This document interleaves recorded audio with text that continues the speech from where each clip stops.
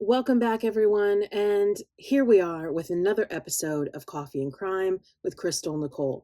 Thank you so much for joining me today. If you're new here, then welcome. I'm so glad that you're here joining me today.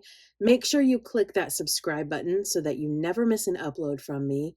And today we have a story for you about a woman who was less than and was out for revenge. So let's go ahead and get into the details of this episode today. And you know the drill. Grab some coffee and let's talk some crime.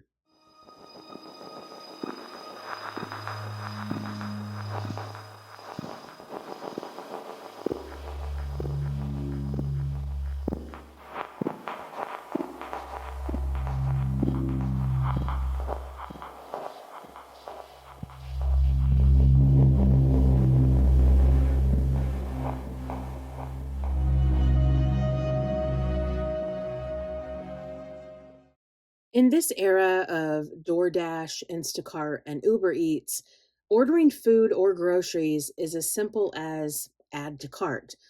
But when Kayla Hodgins unexpectedly got a knock at her apartment door, what greeted her was death in the form of a jealous woman.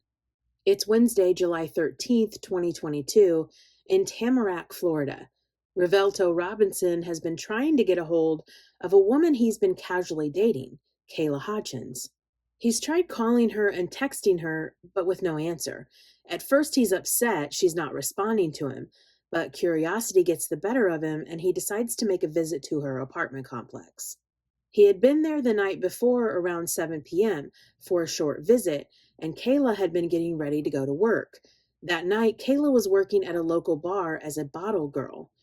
She worked for a company called Bar Dolls Inc., which specializes in services for events, such as birthday parties, club promotions, and club mixes. They offer bar management, bartenders, bottle girls, bar backs, food servers, hookah girls, party hosts, and event decor. She loved her job, and everyone that came in contact with her loved her energy and how happy she was. Being in this industry gave Kayla the opportunity to travel and experience a life she had loved. She traveled to New York, St. Martin, Las Vegas, and Tulum in the last 18 months of working for Bar Dolls Inc. And this job put her in the center of it all, and it was electric, just like her. So let's get back to that day in July. Rivalto had gotten to the apartment complex and spotted Kayla's vehicle. Now he was really upset. Why hadn't she replied to his messages? He climbed the stairs to her second-story apartment and banged on her door. No answer came from apartment number 200, but there was a faint barking coming from Kayla's little dog, Dior. What was going on? Instinctively, he tried the doorknob and found it to be unlocked. He pushed the door open, and what he saw could not be unseen. Kayla was lying on the floor about 10 feet from the door. Blood soaked the floor and the walls. He rushed to her and called 911. The operator asked what the address was, and he's so shocked and confused, he didn't remember. Then they asked what building he's in, and he has to go outside to tell them it was building number 5. Returning to Kayla's body, the operator guides him through CPR. But Kayla was already gone. She had been brutally murdered. What happened and who was behind extinguishing the light of a young, beautiful woman? Tamarack Villages is a luxury apartment complex that includes over 12 acres of manicured grounds. It features a 2-story clubhouse, a pool, access-controlled parking, and plenty of places to walk your dog. And Kayla, along with her mom, who was a flight attendant for Spirit Airlines, called this place home. They had recently moved into the apartment complex and seemed to enjoy the lifestyle there. Broward County Police and emergency arrived to the apartment, and the scene shocks them as well. Kayla was so bloody that she looked like she didn't have any clothes on, but she did. She was wearing a robe. It was just so saturated with her own blood. And police began trying to piece together when Kayla was last seen alive, and that was around 4 a.m. when she was leaving work. Obtaining the apartment's security cameras, they captured Kayla entering her building and ascending the stairs at 4:44 a.m. There is no one with her or seemingly following her. Searching through the earlier footage, the investigators spot a large figure entering the building at around 2 a.m. This person, which you can tell is a woman, is wearing mostly dark clothing, a New York Yankees hat, a black COVID mask, and carrying a food bag belonging to Shake Shack. From 2 a.m. to 4:45 a.m., this woman is pacing, walking up and down hallways and stairs, and looking at mailboxes. She seems to be waiting for someone. And then when Kayla arrives home and climbs the stairs, this mysterious woman picks up her pace and aims right where Kayla is going, phone up to her left ear, ascending the stairs. Carrying a Shake Shack delivery bag, you could assume the woman is a delivery person. But why arrive so early and pace up and down the apartment building? Around 5:05 a.m., that same woman comes down the stairs, but this time she's dressed completely different. Now she's wearing black pants, a pink and white hoodie that is covering a white baseball cap, a pair of pink sandals, and a surgical COVID mask. The woman is carrying a rolling black suitcase down the stairs, a big yellow Fendi shopping bag, and some other items, along with the Shake Shack bag. And police would determine more than half of what the woman was wearing and carrying had belonged to Kayla and her mother. So now the investigators have to determine who this woman is, and why on earth would she kill Kayla. They bring in Kayla's best friend, who is shown the security footage, and she immediately identifies the woman. She states that Kayla had been casually dating a man who lived in New York. His name was Terrence Termagene. The two had met at a party in New York where Kayla was working, and they hit it off. So much so, Terrence took off one of his rings and put it on Kayla's hand. Video shows Kayla dancing and singing with the ring on. Kayla's friend says that after that video was posted on Instagram, she received a DM from a woman asking her what was she doing with Terrence. Kayla reaches out to Terrence asking him if he has a girlfriend. He denies it and tells her the woman was his ex-girlfriend. So Kayla continues to talk to Terrence and begins ignoring this woman's messages. The following morning, the woman continues to message Kayla. And for months, she would receive prank phone calls, numerous text messages, and more DMs from this woman. This would continue right up until Kayla's murder. Sakina Thompson was the woman behind all of the harassment. She worked as a nail tech in New York and was, in her mind, still with her boyfriend Terrence. Her Instagram was filled with posts of her and Terrence going out to eat, celebrating events, and seemingly a loving couple. But Terrence continued to tell Kayla she was just another crazy ex-girlfriend. So Kayla continued to ignore Sakina's messages. She was also casually dating Rivalto as well, so she was just living her life and having fun, not wanting to be tied down to any one man.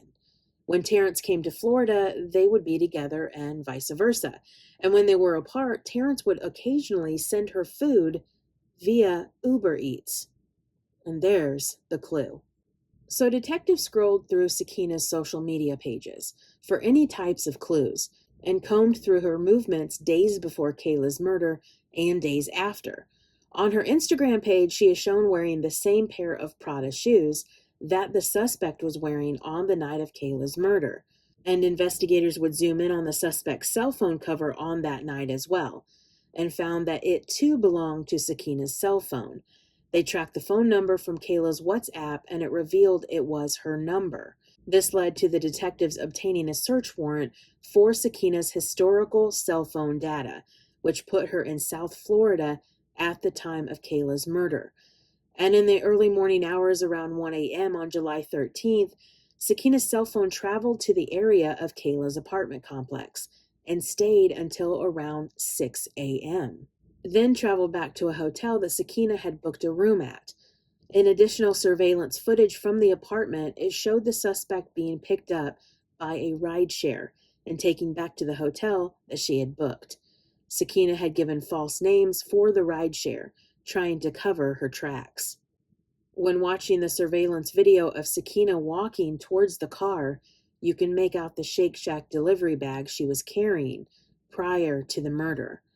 Earlier that night, Sakina had ordered food from Shake Shack, and that is the same bag she takes to Kayla's apartment. This showed premeditation. Sakina was pretending to be an Uber Eats delivery driver to gain access to Kayla's apartment. And after she murdered Kayla, she picked her dog up, Dior, and placed him in the spare bedroom. We know this because Dior had blood on his paws. So this animal was a witness to its owner being violently killed. And when Sakina was seen after the murder, dressed and carrying Kayla's things with her, she was sending a message. She was saying, "See, I can take everything you have, even your life." Not only had Sakina been identified by Kayla's best friend, her DNA had been recovered from the scene. When Kayla fought for her life, some of her false fingernails had been ripped off, and on one of those nails, Sakina's DNA had been found. This attack didn't just happen inside the front door. It traveled into the kitchen, down the hallway, and back to the front door. Investigators assumed Kayla was trying to get the attacker out of her home, and Kayla eventually would come to rest behind the front door. The amount of blood in the apartment shows not only the brutality of the murder, but the sheer fight that Kayla must have had to try and survive afterwards.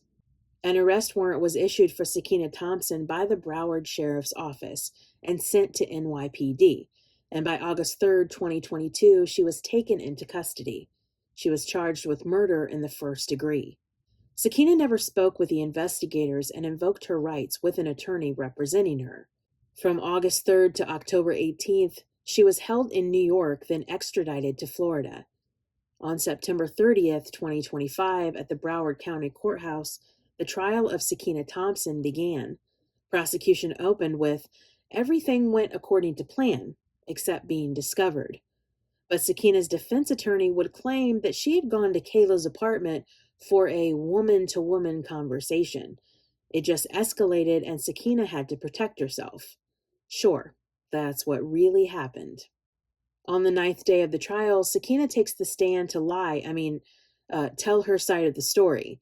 She goes through that night claiming that Kayla began grabbing her hair and punching her in the face. The jury always looks at how the defendant acts, how they represent themselves, their demeanor, and Sakina came off as flat and unemotional. On the stand, she claimed that she had told Kayla she was pregnant and that she felt like Kayla was trying to hurt her and her baby. But even if that was true, why inflict such brutality on Kayla? And what was the instrument that caused her death? Detectives discovered shards of glass belonging to a hookah bottle surrounding and underneath Kayla's body, but the stem of the hookah bottle was missing from the scene. Kayla suffered around 36 different stab and slash wounds, concentrated on her left side, which included a very lengthy incised sharp force injury down the left side of her face, and a stab wound to her neck that punctured her jugular vein. Kayla was killed by something that belonged to her. Sakina stated that after she told Kayla she was with child, Kayla became angry and slashed her stomach with the broken hookah bottle. And she also claimed that she had blacked out during this attack and claims to have no memory of the murder. So convenient for her. Now it's the prosecution's turn to question her, and they get the true Sakina, nonchalant and with an attitude. The prosecution asked an important question. After Sakina had left Kayla's apartment, why didn't she go to the hospital to be treated for the slash in her stomach, or for her face that she claimed Kayla repeatedly punched?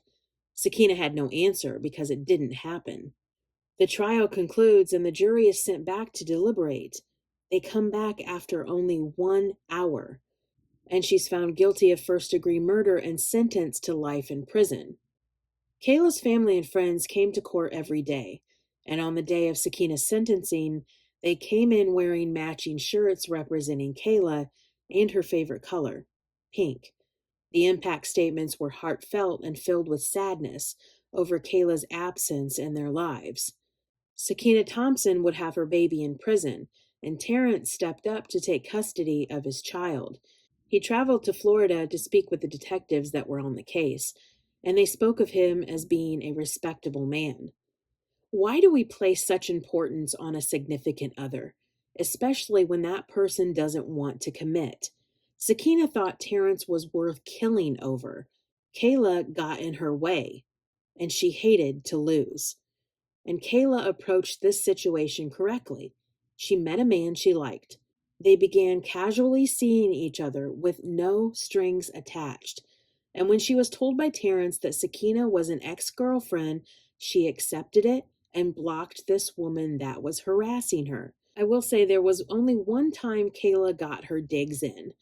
Yes, she had a moment of weakness when Sakina was being petty, but don't we all? We sometimes get so frustrated at someone who's frustrating us. The only time Kayla responded was when she had texted Terrence, and Sakina somehow gotten a hold of his phone. She sent Kayla a picture of her and Terrence kissing and said, "We're good here," in which Kayla responded, now knowing it was Sakina, "You just love to kiss the lips that be on my dot, dot, dot." That makes me smile. You go, Kayla. Sakina couldn't handle the situation. She looked at Kayla and compared herself to this beautiful, happy, and confident woman and found that she herself was majorly lacking. But if she was a real woman, she would have bowed out and moved on. Let the man go. He didn't want you. But Sakina Thompson couldn't let it go, and she was determined to eliminate Kayla. And Kayla had fought for her life in that apartment. But sometimes you can't fight against that kind of intense rage. This vile woman books a flight and travels from New York to Florida to kill her romantic rival. Sakina Thompson had hours to rethink her plans, to come to her senses and just let that man go and let the situation die down.